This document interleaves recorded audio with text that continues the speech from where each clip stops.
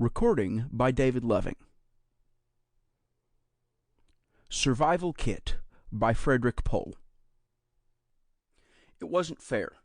A smart but luckless man like Mooney had to scrounge, while Harse always made out just because he had a survival kit. By Frederik Pohl. Chapter 1. Mooney looked out of his window and the sky was white. It was a sudden, bright, cold flare, and it was gone again. It had no more features than a fog, at least not through the window that was showered with snow and patterned with spray from the windy sea. Mooney blew in his hands and frowned at the window. "Son of a gun," he said, and thought for a moment about phoning the Coast Guard station. Of course, that meant going out a quarter of a mile in the storm to reach the only other house nearby that was occupied. The Hansons had a phone that worked, but a quarter of a mile was a long way in the face of a December gale, and it was all dark out there now. Less than 20 miles across the bay was New York, but this Jersey Shore coast was harsh as the face of the moon. Mooney decided it was none of his business. He shook the kettle, holding it with an old dish towel because it was sizzling hot. It was nearly empty, so he filled it again and put it back on the stove. He had all 4 top burners in the oven going, which made the kitchen tolerably warm, as long as he wore the scarf and the heavy quilted jacket and kept his hands in his pockets, and there was plenty of tea. Uncle Lester had left that much behind him, plenty of tea. Nearly a dozen boxes of assorted cookies and a few odds and ends of canned goods and God's own quantity of sugar. It wasn't exactly a balanced diet, but Mooney had lived on it for 3 weeks now, smoked turkey sausages for breakfast, and oatmeal cookies for lunch, and canned black olives for dinner, and always plenty of tea. The wind screamed at him as he poured the dregs of his last cup of tea into the sink and spooned sugar into the cup for the next one. It was, he calculated, close to midnight. If the damn wind hadn't blown down the TV antenna, he could be watching the late movies now. It helped pass the time. The last movie was off the air at 2 or 3 o'clock, and then he could go to bed and, with any luck, sleep till past noon. And Uncle Lester had left a couple of decks of sticky, child-handled cards behind him, too, when the family went back to the city at the end of the summer.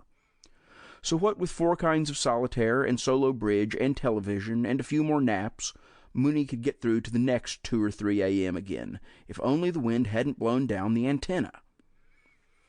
But as it was, all he could get on the cheap little set his uncle had left behind was a faint gray herringbone pattern. He straightened up with the kettle in his hand, listening. It was almost as though somebody was knocking at the door. "That's crazy," Mooney said out loud after a moment. He poured the water over the tea bag, tearing a little corner off the paper tag on the end of the string to mark the fact that this was the 2nd cup he had made with the bag.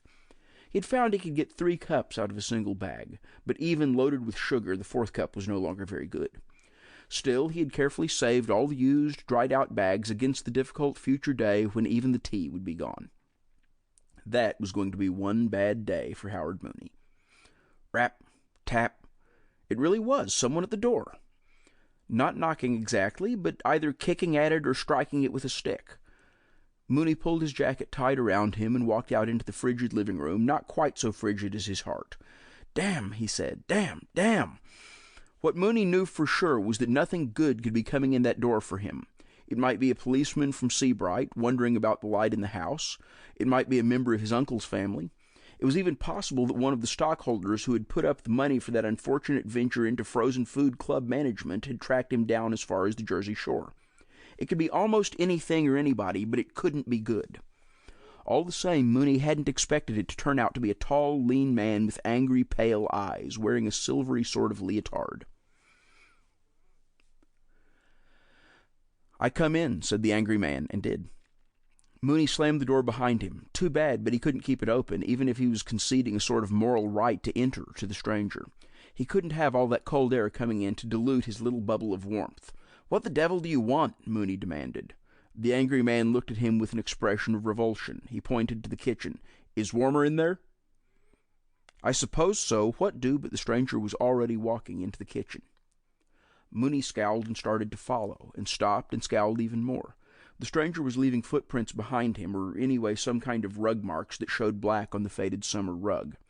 True, he was speckled with snow, but that much snow? The man was drenched. It looked as though he had just come out of the ocean. The stranger stood by the stove and glanced at Mooney warily. Mooney stood 6 feet, but this man was bigger. The silvery sort of thing he had on covered his legs as far as the feet, and he wore no shoes. It covered his body and his arms, and he had silvery gloves on his hands.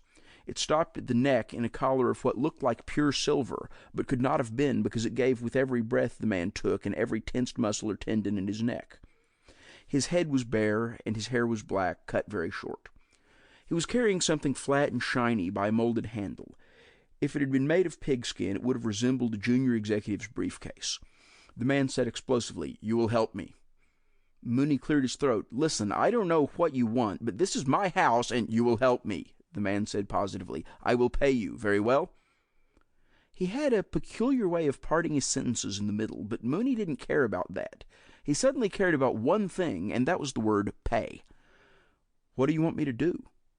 The angry-eyed man ran his gloved hands across his head and sluiced drops of water onto the scuffed linoleum and the bedding of the cot Mooney had dragged into the kitchen. He said irritably, "I am wayfarer who needs a guide. I will pay you for your assistance." The question that rose to Mooney's lips was, "How much?" But he fought it back. Instead, he asked, "Where do you want to go?" "One moment." The stranger sat damply on the edge of Mooney's cot, and click, snap, the shiny sort of briefcase opened itself in his hands. He took out a flat, round thing like a mirror and looked into it, squeezing it by the edges and holding it this way and that. Finally he said, "I must go to Wednesday, the 26th of December at—" He tilted the little round thing again. "Brooklyn," he finished triumphantly. Mooney said, after a second, "That's a funny way to put it." "Question?" "I mean," said Mooney, "I know where Brooklyn is, and I know when the 26th of December is. It's next week. But you have to admit that's an odd way of putting it. I mean, you don't go anywhere in time." The wet man turned his pale eyes on Mooney. "Perhaps you are wrong?"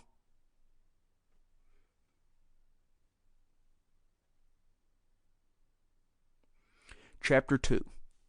Mooney stared at his napping guest in a mood of wonder and fear and delight. Time traveler! But it was hard to doubt the pale-eyed man. He had said he was from the future, and he mentioned a date that made Mooney gasp. He had said, "When you speak to me, you must know that my name is Harse." And then he had curled up on the floor, surrounding his shiny briefcase like a mother cat around a kitten, and begun dozing alertly. But not before he showed Mooney just what it was he proposed to pay him with. Mooney sipped his cooling tea and forgot to shiver, though the drafts were fiercer and more biting than ever now, just before dawn. He was playing with what had looked at first like a string of steel ball bearings, a child's necklace, half-inch spheres linked together in a strand a yard long. Wampum, that's what Harse had called the spheres when he picked the string out of his little kit, and that was what they were. Each ball bearing was hollow. Open them up, and out come the treasures of the crown. Pop, and one of the spheres splits neatly in half, and out spills a star sapphire, as big as the ball of your finger, glittering like the muted lights of hell. Pop, and another sphere drops a ball of yellow gold into your palm. Pop, for a narwhal's tooth. Pop, for a cube of sugar. Pop, pop, and there on the table before Harse sparkled diamonds and lumps of coal, a packet of heroin, a sphere of silver, pearls, beads of glass, machined pellets of tungsten, lumps of saffron, and lumps of salt. "It is," said Harse, "for your pay. No?" And he headed off Mooney's greedy fingers. Click, click, click, and the little pellets of treasure and trash were back in the steel balls. No, said Harse again, grinning, snapping the balls together like poppets in a string. "After you have guided me to Brooklyn and the December 26th, but I must say to you, this, that some of the balls contain plutonium and some radium, and I do not think that you can get them open. But if you did, you perhaps would die. Oh, ho?" And laughing, he began his taut nap. Mooney swallowed the last of his icy tea. It was full daylight outside. "Very well, Castaway," he said silently to the dozing, pale-eyed man. "I will guide you." Oh, there never was a guide like Mooney, not when a guide's fee can run so high. But when you are where you want to go, then we'll discuss the price. A hacksaw, he schemed, and a Geiger counter. He had worn his fingers raw trying to find the little button or knob that Harse had used to open them. All right, he was licked there. There are more ways than one to open a cat's eye. A hacksaw, a Geiger counter, and, Mooney speculated drowsily, maybe a gun if the pale-eyed man got tough. Mooney fell asleep in joy and anticipation for the first time in more than a dozen years. It was the next morning, bright and very cold. "Look alive," Mooney said to the pale-eyed man, shivering. It had been a long walk from Uncle Lester's house to the bridge, in that ripping, shuddering wind that came in off the Atlantic. Harst got up off his knees, from where he had been examining the asphalt pavement under the snow. He stood erect beside Mooney, while Mooney put on an egg-sucking smile and aimed his thumb down the road. The station wagon he had spotted seemed to snarl and pick up speed as it whirled past them onto the bridge. "I hope you skid into a ditch," Mooney bawled into the icy air. He was in a fury. There was a bus line that went where they wanted to go, a warm, comfortable bus that would stop for them if they signaled, that would drop them off just where they wanted to be, to convert one of Harse's ball bearings into money. The gold one, Mooney planned. Not the diamond, not the pearl, just a few dollars was all they wanted, in this Jersey Shore area where towns were small and the gossip big. Just the price of fare into New York, where they could make their way to Tiffany's. But the bus cost 35 cents apiece, total 70 cents, which they didn't have. "Here comes another car." Mooney dragged back the corners of his lips into another smile and held out his thumb. It was a panel truck, light blue with the sides lettered, "Chris's Delicatessen, free deliveries." The driver slowed up, looked them over, and stopped. He leaned toward the right-hand window. He called, "I can take you as far as Red's Bay." He got a good look at Mooney's companion, then swallowed. Harse had put on an overcoat because Mooney insisted on it, and he wore a hat because Mooney had told him flatly that there would be trouble and questions if he didn't. But he hadn't taken off his own silvery leotard, which peeped through between neck and hat where the coat flapped open. "Ank," finished the driver thoughtfully. Mooney didn't give him a chance to change his mind. "Red Bank is just where we want to go. Come on." Already he had his hand on the door. He jumped in, made room for Harse, reached over him, and slammed the door. "Thank you very much," he said chattily to the driver. "Cold morning, isn't it? And that was some storm last night. Say, we really do appreciate this. Anywhere in Red Bank will be all right to drop us, anywhere at all." He leaned forward slightly, just enough to keep the driver from being able to get a really good look at his other passenger. It would have gone all right, it really would, except that just past Fairhaven, Harse suddenly announced, "It is the time for me to eat."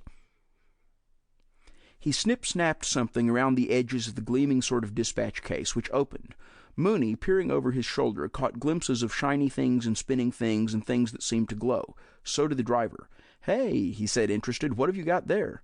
"My business," said Harse, calmly and crushingly. The driver blinked.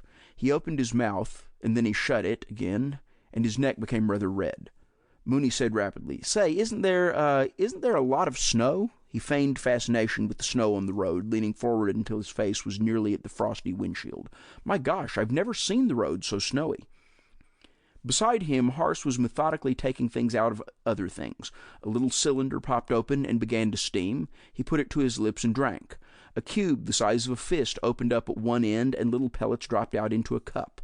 Harse picked a couple up and began to chew them. A flat, round object the shape of a cafeteria pie flipped open, and something gray and doughy appeared. "Holy heaven!" Mooney's face slammed into the windshield as the driver tramped on his brakes.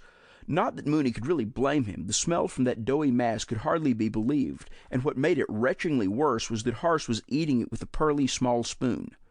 The driver said complainingly, "Out, out, you guys. I don't mind giving you a lift, but I've got hard rolls in the back of the truck, and that smell's going to... Out, you heard me." "Oh," said Harse, tasting happily. "No."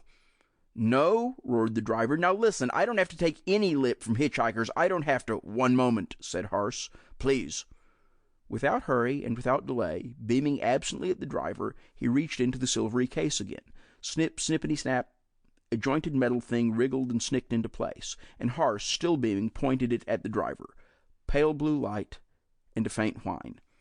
It was a good thing the truck was halted, because the whining blue light reached diffidently out and embraced the driver, and then there was no driver. There was nothing. He was gone beyond the reach of any further lip from hitchhikers.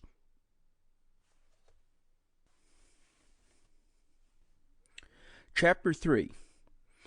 So there was Mooney driving a stolen panel truck, Mooney the bankrupt, Mooney the ne'er-do-well, and now Mooney the accomplice murderer.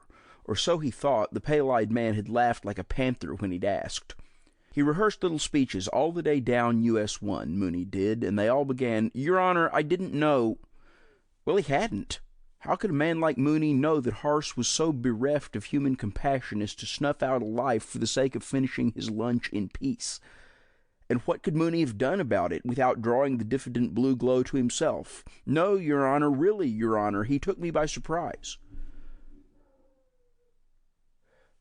But by the time they ditched the stolen car nearly dry of gas at the Hoboken ferry, Mooney had begun to get his nerve back.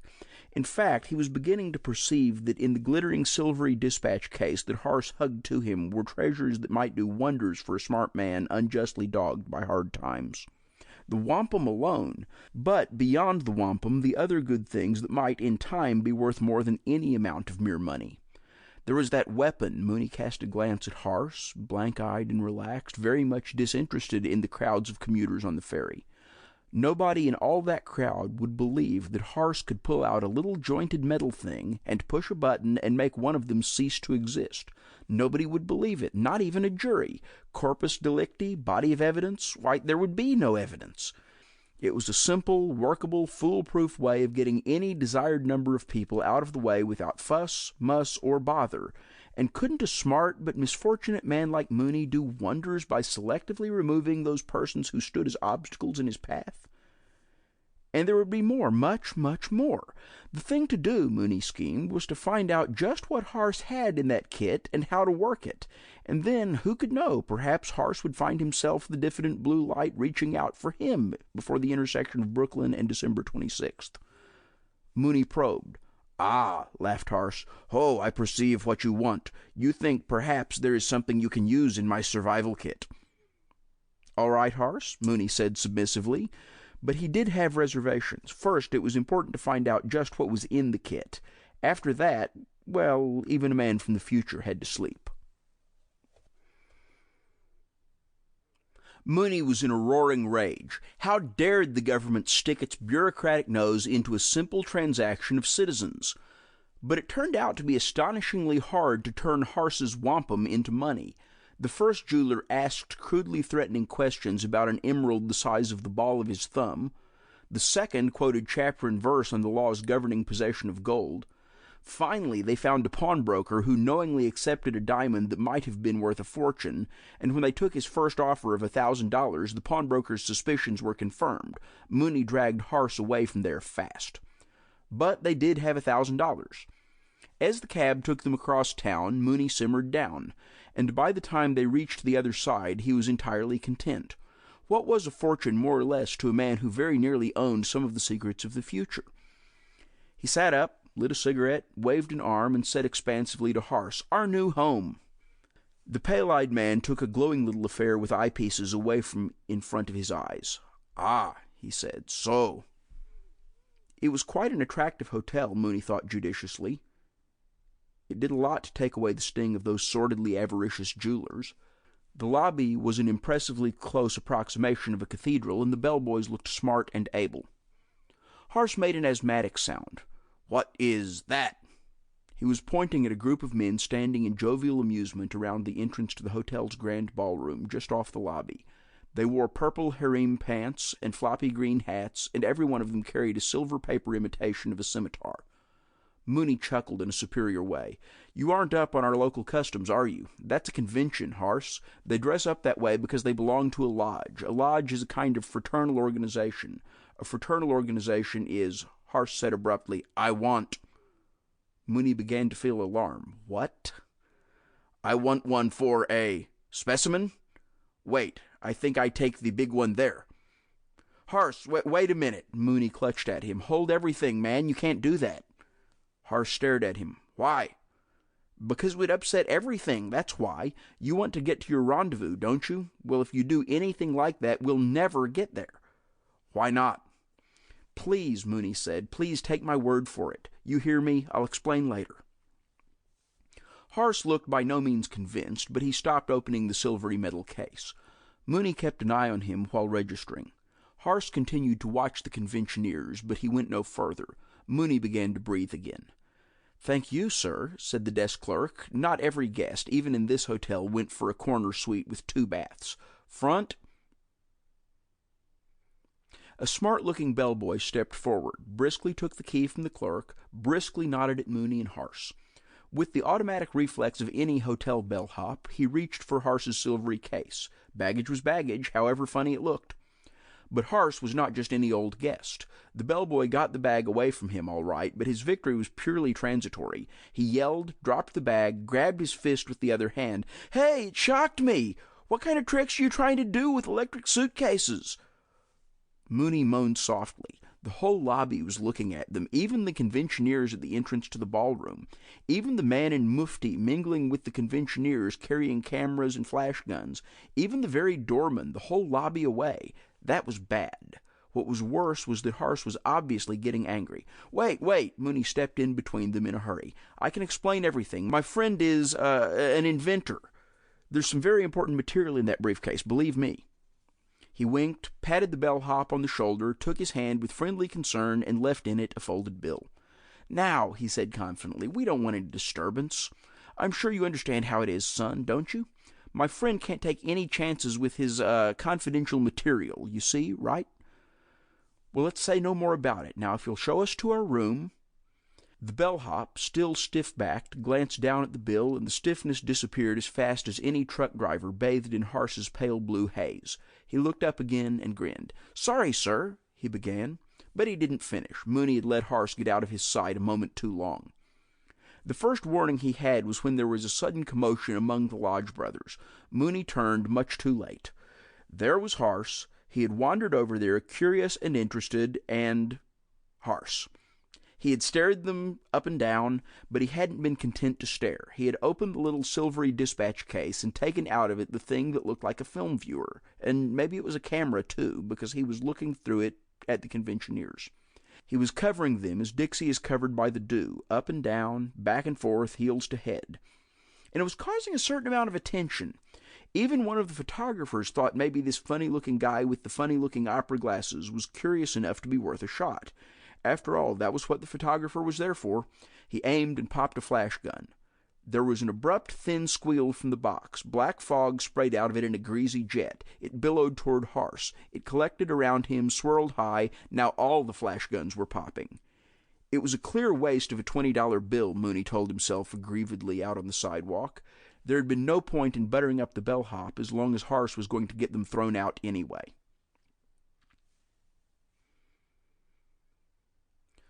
On the other side of the East River, in a hotel that fell considerably below Mooney's recent brief standards of excellence, Mooney cautiously tipped a bellboy, ushered him out, locked the door behind them, and, utterly exhausted, flopped on one of the twin beds.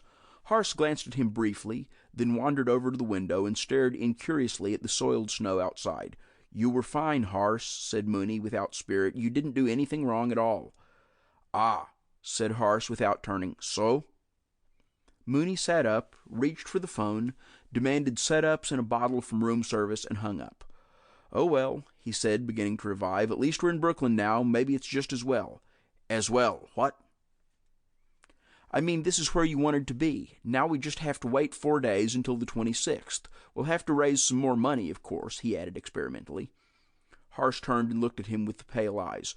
$1,000 you have is not enough?" "Oh, no, Harse," Mooney assured him.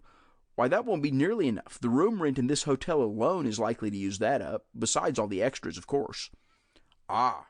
Harse, looking bored, sat down in the chair near Mooney, opened his kit, took out the thing that looked like a film viewer, and put it to his eyes. "We'll have to sell some more of those things. After all," Mooney winked and dug at the pale-eyed man's ribs with his elbow, "we'll be needing some, well, entertainment." Harse took the viewer away from his eyes. He glanced thoughtfully at the elbow, then at Mooney. "So," he said. Mooney coughed and changed the subject.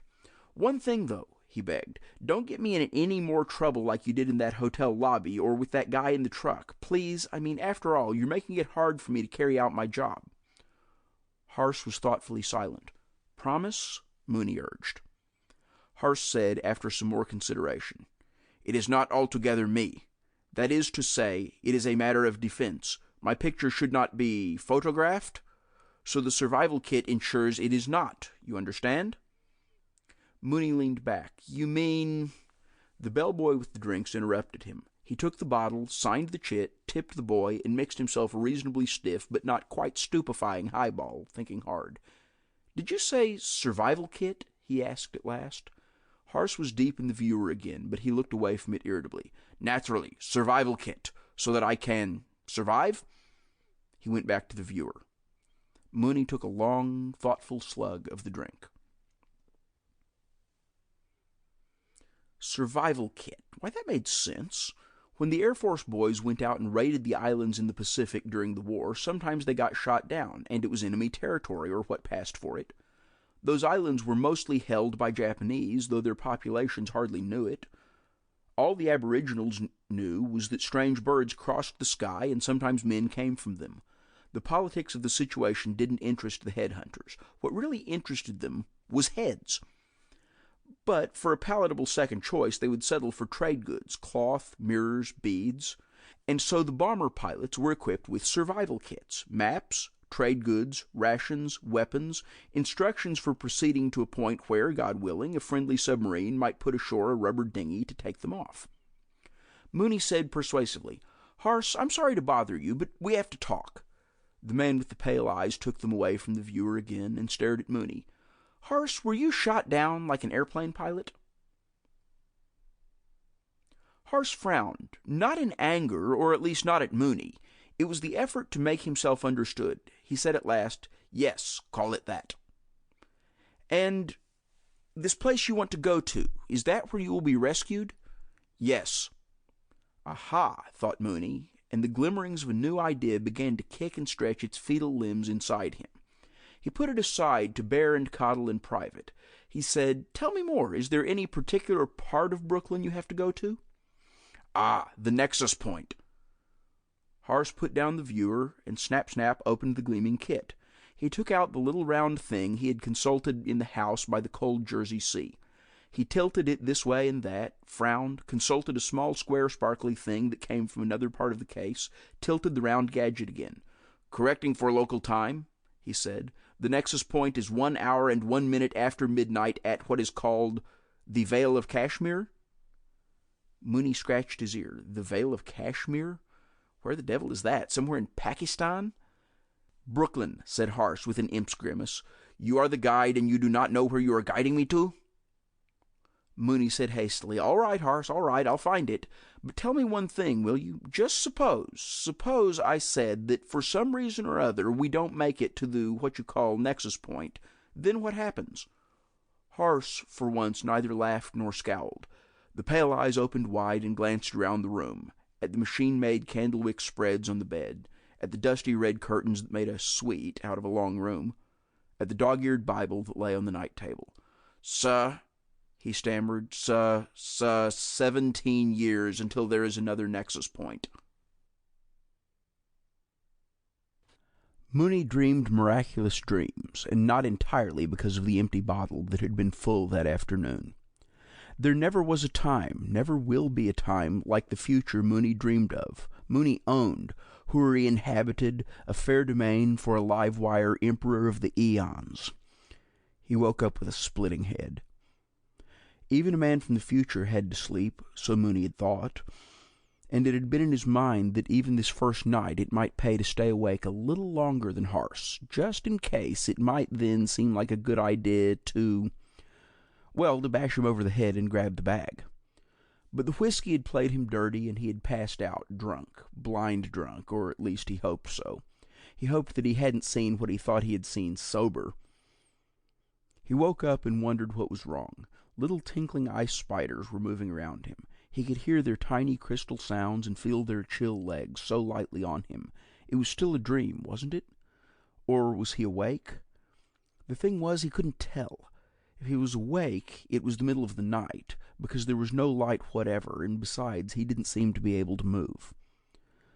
Thought Mooney with anger and desperation, "I'm dead, and what a time to die."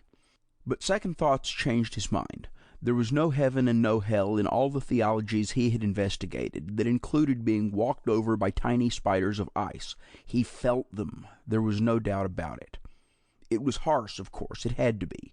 Whatever he was up to, Mooney couldn't say, but as he lay there sweating cold sweat and feeling the crawling little feet, he knew that it was something Harse had made happen. Little by little, he began to be able to see, not much, but enough to see that there really was something crawling. Whatever the things were, they had a faint, tenuous glow, like the face of a watch just before dawn. He couldn't make out shapes, but he could tell the size, not much bigger than a man's hand, and he could tell the number, and there were dozens of them. He couldn't turn his head, but on the walls, on his chest, on his face, even on the ceiling, he could see faint moving patches of foxfire light. He took a deep breath. "Horace!" he started to call. Wake him up, make him stop this, but he couldn't. He got no farther than the first huff of the aspirate when the scurrying cold feet were on his lips. Something cold and damp lay across them, and it stuck, like spider silk, but stronger. He couldn't speak, couldn't move his lips, though he almost tore the flesh. Oh, he could make a noise, all right. He started to do so, to snort and hum through his nose, but Mooney was not slow of thought, and he had a sudden, clear picture of that same cold ribbon crossing his nostrils, and what would be the use of all the time's treasures then, when it was no longer possible to breathe at all. It was quite apparent that he was not to make a noise. He had patience, the kind of patience that grows with a diet of thrice-used tea bags and soggy crackers. He waited. It wasn't the middle of the night after all, he perceived, though it was still utterly dark except for the moving blobs. He could hear sounds in the hotel corridor outside, faintly though, the sound of a vacuum cleaner, and it might have been a city block away, the tiniest whisper of someone laughing. He remembered one of his drunken fantasies of the night before, little robot mice, or so they seemed, spinning a curtain across the window, and he shuddered because that had been no fantasy. The window was curtained, and it was mid-morning at the earliest because the chambermaids were cleaning the halls. Why couldn't he move? He flexed the muscles of his arms and legs, but nothing happened. He could feel the muscles straining. He could feel his toes and fingers twitch, but he was restrained by what seemed a web of Gulliver's cords. There was a tap at the door, a pause, the scratching of a key, and the room was flooded with light from the hall. Out of the straining corner of his eye, Mooney saw a woman in a gray cotton uniform carrying fresh sheets, standing in the doorway, and her mouth was hanging slack. No wonder, for in the light from the hall, Mooney could see the room festooned with silver, with darting silvery shapes moving about. Mooney himself wore a cocoon of silver, and on the bed next to him, where Harsh slept, there was a fantastic silver hood, like the basket work of a baby's bassinet, surrounding his head. It was a fairyland scene, and it lasted only a second, for Harsh cried out and leaped to his feet. Quick as an adder, he scooped up something from the table beside his bed and gestured with it at the door. It was, Mooney half perceived, the silvery jointed thing he had used in the truck, and he used it again. Pale blue light streamed out. It faded, and the chambermaid, popping eyes and all, was gone. It didn't hurt as much the second time.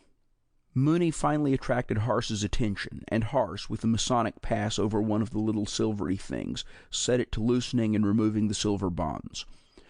The things were like toy tanks with jointed legs. As they spun the silver webs, they could also suck them in. In moments, the webs that held Mooney down were gone. He got up, aching in his tired muscles and his head, but this time the panic that had filled him in the truck was gone. Well, one victim, more or less, what did it matter? And besides, he clung to the fact that Harsh had not exactly said the victims were dead, so it didn't hurt as much the second time. Mooney planned. He shut the door and sat on the edge of the bed. "Shut up, you put us in a lousy fix, and I have to think a way out of it," he rasped at Harsh when Harsh started to speak, and the man from the future looked at him with opaque, pale eyes and silently opened one of the flat canisters and began to eat. "All right," Mooney said at last. "Harsh, get rid of all this stuff." "This stuff?" "The stuff on the walls, what your little spiders have been spinning, understand? Can't you get it off the walls?" Harsh leaned forward and touched the kit. The little spider things that had been aimlessly roving now began to digest what they had created, as the ones that had held Mooney had already done. It was quick. Mooney hoped it would be quick enough. There were over a dozen of the things, more than Mooney would have believed the little kit could hold, and he had seen no sign of them before. The silvery silk on the walls and aimless tracing disappeared. The thick, silvery coat of the window disappeared. Harsh's bassinet hood disappeared.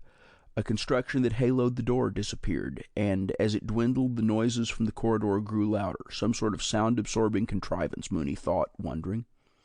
There was an elaborate silvery erector set affair on the floor between the beds. It whirled and spun silently, and the little machines took it apart again and swallowed it. Mooney had no notion of its purpose. When it was gone, he could see no change, but Harsh shuddered and shifted his position uncomfortably. "All right," said Mooney when everything was back in the kit. "Now you just keep your mouth shut. I won't ask you to lie. They'll have enough trouble understanding you if you tell the truth. Hear me?" Harse merely stared, but that was good enough. Mooney put his hand on the phone. He took a deep breath and held it until his head began to tingle and his face turned red. Then he picked up the phone and said, when he spoke, there was authentic rage and distress in his voice, "Operator," he snarled, "give me the manager, and hurry up. I want to report a thief."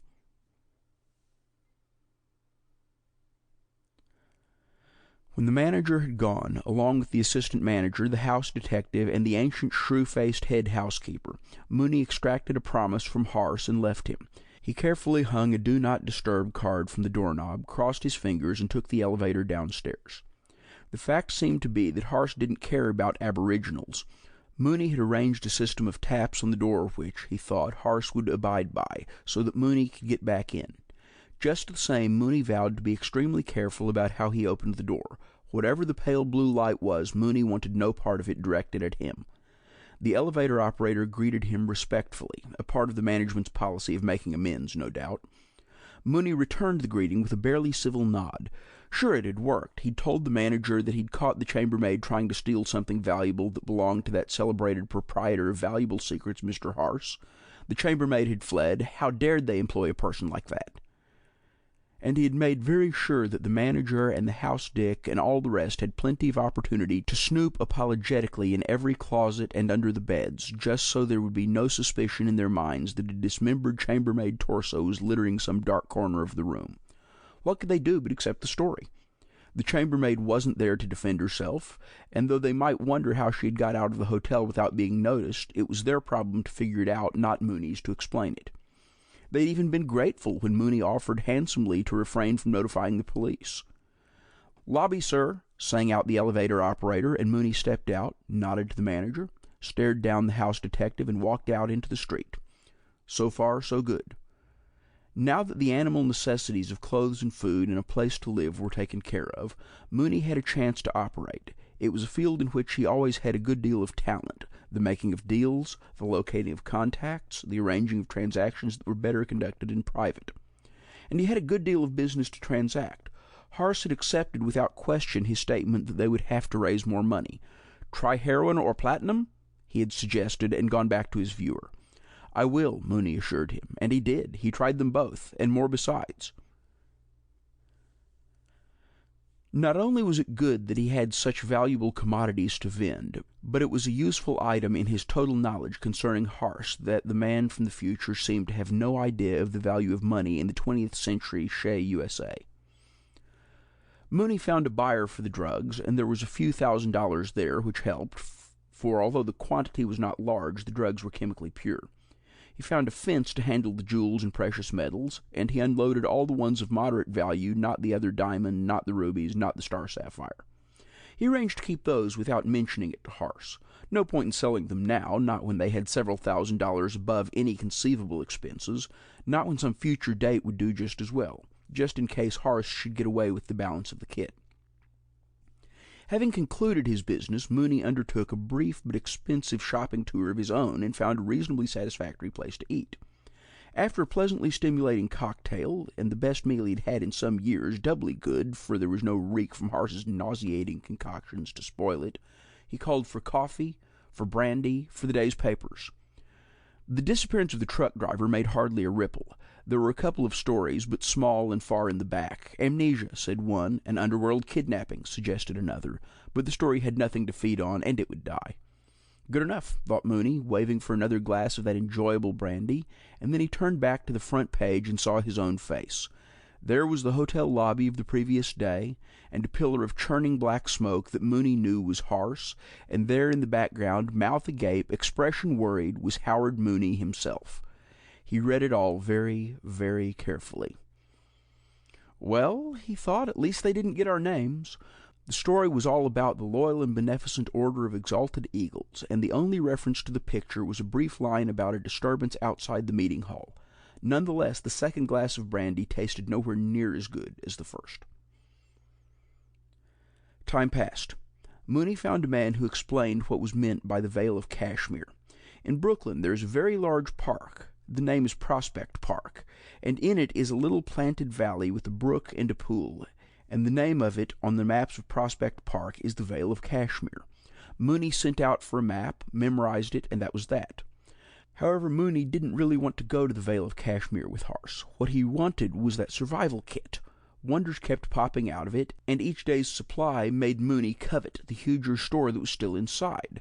There had been, he guessed, something like 100 separate items that had somehow come out of that tiny box. There simply was no room for them all, but that was not a matter that Mooney concerned himself with. They were there, possible or not, because he had seen them. Mooney laid traps. The trouble was that Harse did not care for conversation. He spent endless hours with his film viewer, and when he said anything at all to Mooney, it was to complain. All he wanted was to exist for 4 days, nothing else. Mooney laid conversational traps, tried to draw him out, and there was no luck. Harse would turn his blank, pale stare on him and refuse to be drawn. At night, however hard Mooney tried, Harse was always awake past him, and in his sleep, always and always, the little metal guardian strapped Mooney tight. Survival kit? But how did the little metal things know that Mooney was a threat? It was maddening, and time was passing. There were 4 days, then only 3, then only 2. Mooney made arrangements of his own. He found 2 girls, lovely girls, the best that money could buy, and he brought them to the suite with a wink and a snigger. A little relaxation, eh, Harse? The red-haired one is named Ginger, and she's partial to men with light-colored eyes. Ginger smiled a rehearsed and lovely smile. I certainly am, Mr. Harse. Say, want to dance? But it came to nothing, though the house detective knocked deferentially on the door to ask if they could be a little more quiet, please. It wasn't the sound of celebration that the neighbors were objecting to. It was the shrill, violent noise of Harse's laughter. First he had seemed not to understand, and then he looked astonished as Mooney had ever seen him, and then the laughter. Girls didn't work. Mooney got rid of the girls. All right, Mooney was a man of infinite resource and sagacity. Hadn't he proved that many a time? He excused himself to Harse, made sure his fat new pigskin wallet was in his pocket, and took a cab to a place on Brooklyn's waterfront where cabs seldom go. The bartender had arms like beer kegs and a blue chin. Beer, said Mooney, and made sure he paid for it with a $20 bill, thumbing through a thick wad of 50s and 100s to find the smallest. He retired to a booth and nursed his beer. About 10 minutes a man stood beside him, blue-chinned and muscular enough to be the bartender's brother, which Mooney found he was. Well, said Mooney, took you long enough. Sit down. You don't have to roll me. You can earn this. Girls didn't work? Okay, if not girls, then try boys. Well, not boys exactly, hoodlums. Try hoodlums and see what Harse might do against the toughest inhabitants of the area around the Gowanus Canal. Harse, sloshing heedlessly through melted snow, spattering Mooney, grumbled, I do not see why we must wander endlessly across the face of this wretched slum. Mooney said soothingly, We have to make sure, Harse. We have to be sure it's the right place. Huff, said Harse, but he went along.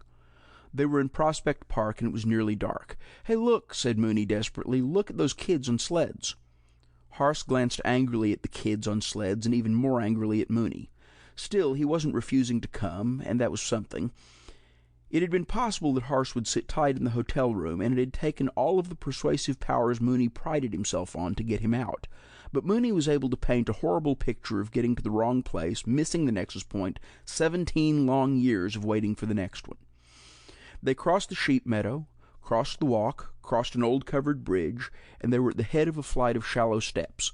The Vale of Cashmere, cried Mooney, as though he were announcing a miracle. Harse said nothing. Mooney licked his lips, glancing at the kid Harse carried under an arm, glancing around. No one was in sight.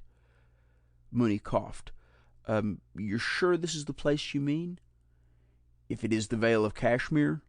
Harse looked once more down the steps, then turned. No, wait, said Mooney frantically. I mean, well, where in the Vale of Cashmere is the nexus point? This is a big place. Harse's pale eyes stared at him for a moment. No, not big. Oh, fairly big, after all, Harse said positively. Come. Mooney swore under his breath and vowed never to trust anyone again, especially a bartender's brother. But just then it happened. Out of the snowy bushes stepped a man in a red bandana holding a gun. This is a stick-up. Give me that bag. Mooney exulted. There was no chance for Harse now. The man was leaping toward him. There would be no time for him to open the bag and take out the weapon. But he didn't have to. There was a thin, singing, whining sound from the bag. It leaped out of Harse's hand, leaped free as though it had invisible wings, and flew at the man in the red bandana.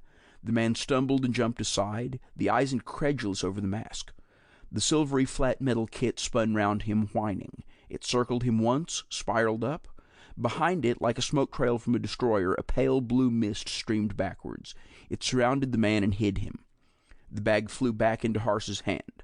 The violet mist thinned and disappeared. And the man was gone, as utterly and as finely as any chambermaid or driver of a truck. There was a moment of silence.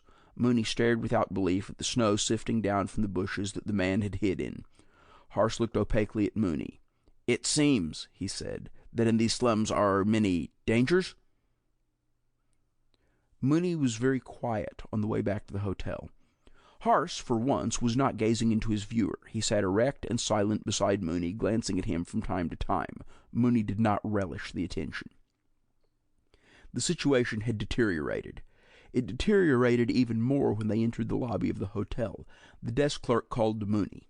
Mooney hesitated, then said to Harse, "You go ahead, I'll be up in a minute. And listen, don't forget about my knock." Harse inclined his head and strode into the elevator. Mooney sighed. "There's a gentleman to see you, Mr. Mooney," the desk clerk said civilly. Mooney swallowed. Gentleman to see me?" The clerk nodded toward the writing room. "In there, sir. A gentleman who says he knows you." Mooney pursed his lips. In the writing room? Well, that was an advantage. The writing room was off the main lobby. It would give Mooney a chance to peek in before whoever it was could see him. He approached the entrance cautiously. "Howard!" cried an accusing, familiar voice behind him. Mooney turned. A small man with curly red hair was coming out of a door marked Men. Why, Uncle Lester," said Mooney. "What a pleasant surprise." Lester, all of 5 feet tall, wispy red hair surrounding his red, plump face, looked at him belligerently. "No doubt," he snapped. "I've been waiting all day, Howard. Took the afternoon off from work to come here, and I wouldn't have been here at all if I hadn't seen this." He was holding a copy of the paper with Mooney's picture behind the pillar of black fog. "Your aunt wrapped my lunch in it, Howard. Otherwise I might have missed it. Went right to the hotel. You weren't there. The doorman helped, though. Found a cab driver. Told me where he'd taken you. Here I am." "That's nice," lied Mooney. "No, it isn't, Howard. What in the world are you up to? Do you know the Monmouth County Police are looking for you? Said there was somebody missing. Want to talk to you." The little man shook his head angrily. "Knew I shouldn't let you stay at my place. Your aunt warned me, too. Why do you make trouble for me?" "Police?" Mooney asked faintly. "At my age, police coming to the house. Who was that fellow who's missing, Howard? Where did he go? Why doesn't he go home? His wife's half crazy. He shouldn't worry her like that." Mooney clutched at his uncle's shoulder. "Do the police know where I am? You didn't tell them." "Tell them? How could I tell them? Only I saw your picture while I was eating my sandwich, so I went to the hotel and—" "Uncle Lester, listen. What did they come to see you for?" "Because I was stupid enough to let you stay in my house, that's what for," Lester said bitterly. 2 days ago, knocking on my door, hardly 8 o'clock in the morning. They said there's a man missing, driving a truck, found the truck empty. Man from the Coast Guard station knows him, saw him picking up a couple of hitchhikers at a bridge someplace. Recognized one of the hitchhikers, said the hitchhiker had been staying at my house. That's you, Howard, don't lie. He described you, pudgy, kind of a squinty look in the eyes, dressed like a bum. Oh, it was you, all right." "Wait a minute, nobody knows you've come here, right? Not even Auntie?" "No, of course not. She didn't see the picture. So how'd she know? Would have said something if she had. Now come on, Howard, we've got to go to the police. And Uncle Lester—" The little man paused and looked at him suspiciously. But that was all right. Mooney began to feel confidence flow back into him. It wasn't all over yet, not by a long shot. "Uncle Lester," he said, his voice low-pitched and persuasive, "I have to ask you a very important question. Think before you answer, please. This is the question. Have you ever belonged to any communist organization?" The old man blinked. After a moment he exploded. "Now what are you up to, Howard? You know I never—" "Think, Uncle Lester, please.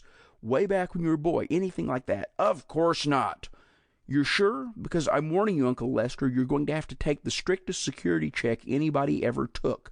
You've stumbled onto something important. You'll have to prove you can be trusted or, well, I can't answer for the consequences. You see, this involves—" he looked around him furtively. The Schenectady Project. The Schenectady Project, Mooney nodded. You've heard of the atom bomb, Uncle Lester? This is bigger. Bigger than bigger. It's the molecule bomb. There aren't 75 men in the country that know what the so-called driver in the truck was up to, and now you're one of them. Mooney nodded soberly, feeling his power. The old man was hooked, tied, and delivered.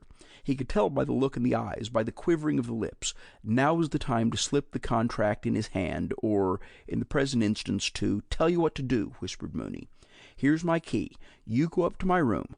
Don't knock. We don't want to attract attention. Walk right in. You'll see a man there, and he'll explain everything. Understand?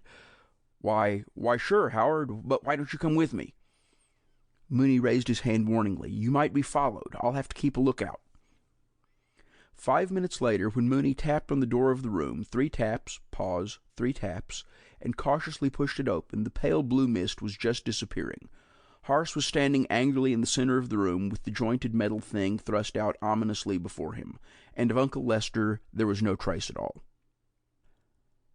Chapter 5. Time passed, and then all time was gone, and it was midnight, nearly the nexus point. In front of the hotel, a drowsy cab driver gave them an argument.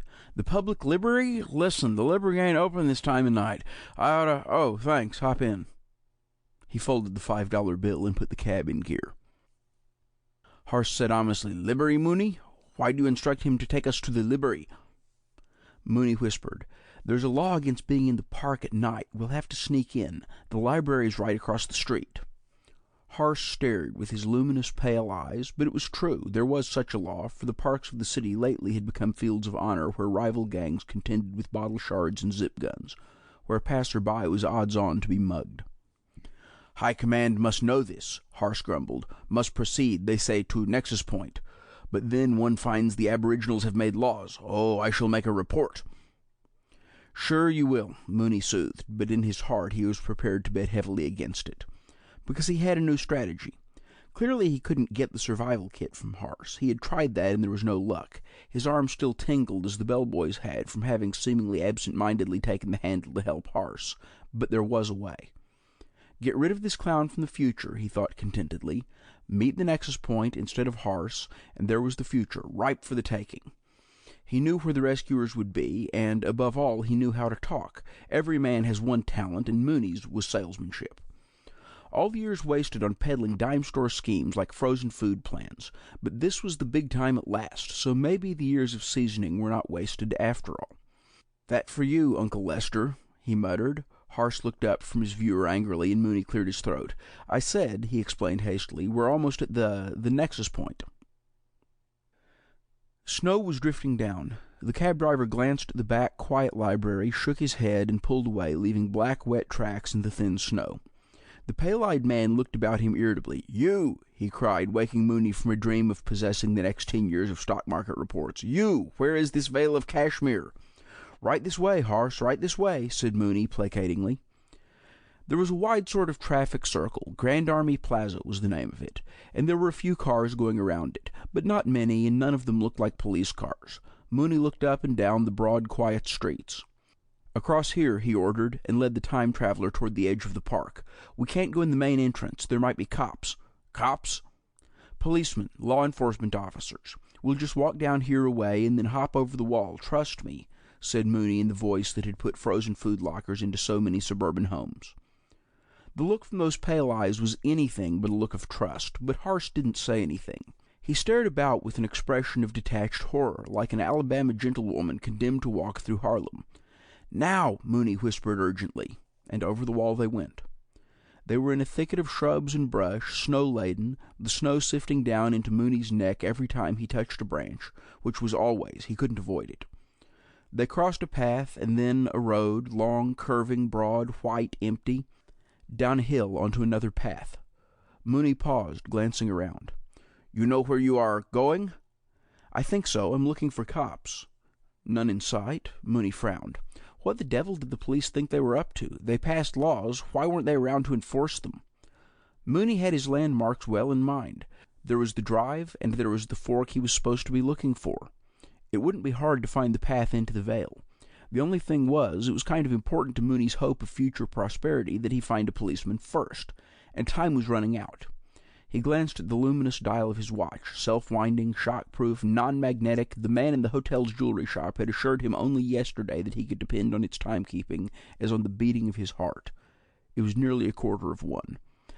Come along, grumbled Harse. Mooney stalled. I think we better go along this way. It ought to be down there. He cursed himself. Why hadn't he gone in the main entrance, where there was sure to be a cop?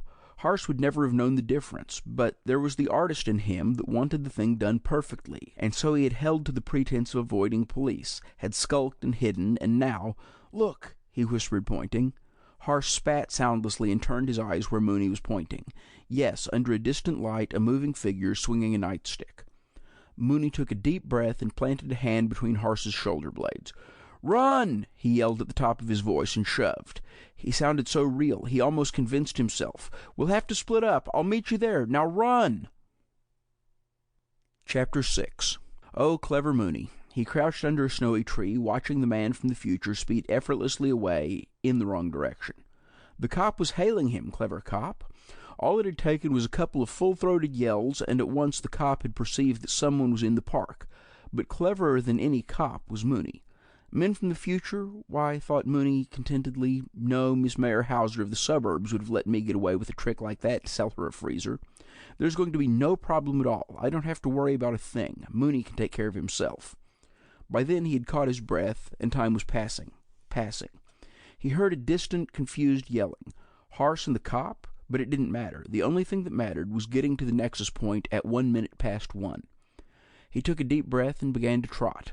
Slipping in the snow, panting heavily, he went down the path, around the little glade, across the covered bridge.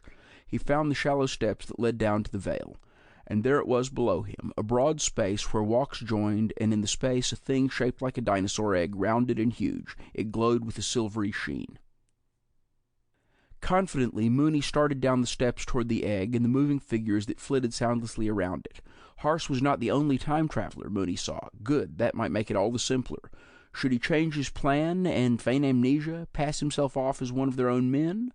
Or— A movement made him look over his shoulder. Somebody was standing at the top of the steps.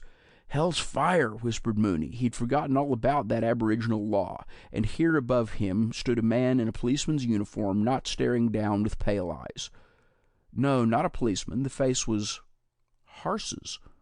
Mooney swallowed and stood rooted. "You!" Harse's savage voice came growling. "You are to stand still." Mooney didn't need the order. He couldn't move. No 20th century cop was a match for Harse, that was clear. Harse had bested him, taken his uniform away from him for camouflage, and here he was. Unfortunately, so was Howard Mooney. The figures below were looking up, pointing and talking. Harse from above was coming down. Mooney could only stand and wish that he were back in Seabright, living on cookies and stale tea. Wish he had planned things with more intelligence, more skill, perhaps even with more honesty, but it was too late for wishing. Harse came down the steps, paused a yard from Mooney, scowled a withering scowl, and passed on. He reached the bottom of the steps and joined the others waiting about the egg. They all went inside. The glowing silvery colors winked and went out. The egg flamed purple, faded, turned transparent, and disappeared. Mooney stared, and, yelling a demand for payment, ran stumbling down the steps to where it had been. There was a round, thawed spot, a trampled patch, nothing else. They were gone. Almost gone, because there was a sudden bright wash of flame from overhead, cold, silvery flame. He looked up, dazzled. Over him the egg was visible as thin smoke, hovering. A smoky, half-transparent hand reached out of a port. A thin, reedy voice cried, "I promised you, pay!"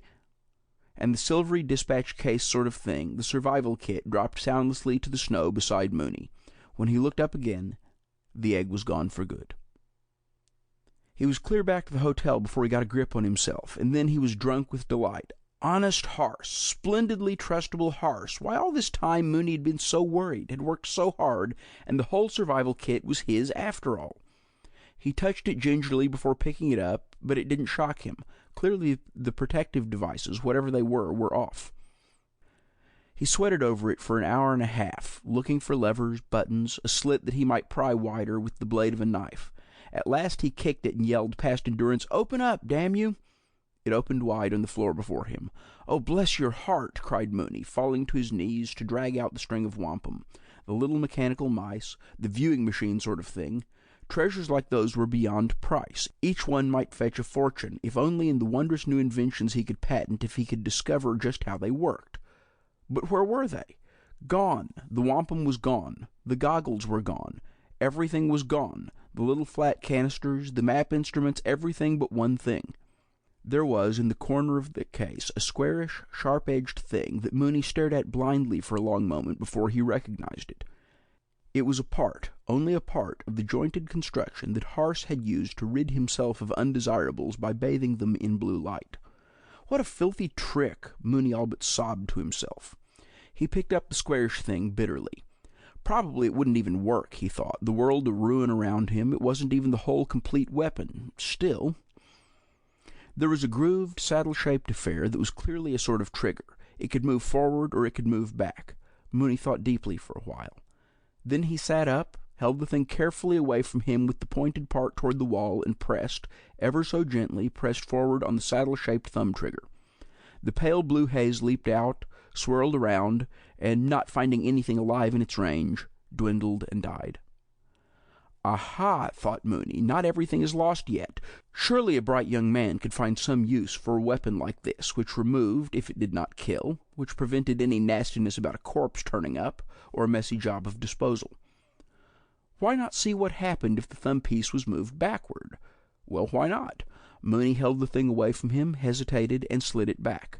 There was a sudden shivering tingle in his thumb, and the gadget he was holding running all up and down his arm, a violet haze very unlike the blue, and licked soundlessly forth, not burning, but destroying as surely as flame ever destroyed. For where the haze touched the gadget itself, the kit, everything that had to do with the man from the future, it seared and shattered. The gadget fell into white crystalline powder in Mooney's hand, and the case itself became a rectangular shape traced in white powder ridges on the rug. "Oh, no," thought Mooney, even before the haze had gone. "It can't be." The flame danced away like a cloud, spreading and rising. While Mooney stared, it faded away, but not without leaving something behind. Mooney threw his taut body backwards, almost under the bed. What he saw he didn't believe. What he believed filled him with panic. No wonder Harse had laughed so when Mooney asked if its victims were dead, for there they were, all of them. Like gin out of a jar, human figures gelled and solidified where the cloud of violet flame had not at all diffidently rolled. They were alive, as big as life, and beginning to move, and so many of them, 3, 5, 6. The truck driver, yes, and a man in long red flannel underwear who must have been the policeman, and Uncle Lester, and the bartender's brother, and the chambermaid, and a man Mooney didn't know. They were there, all of them, and they came toward him, and oh, but they were angry. End of Survival Kit by Frederik Pohl. Recording by David Loving. www.davidaloving.com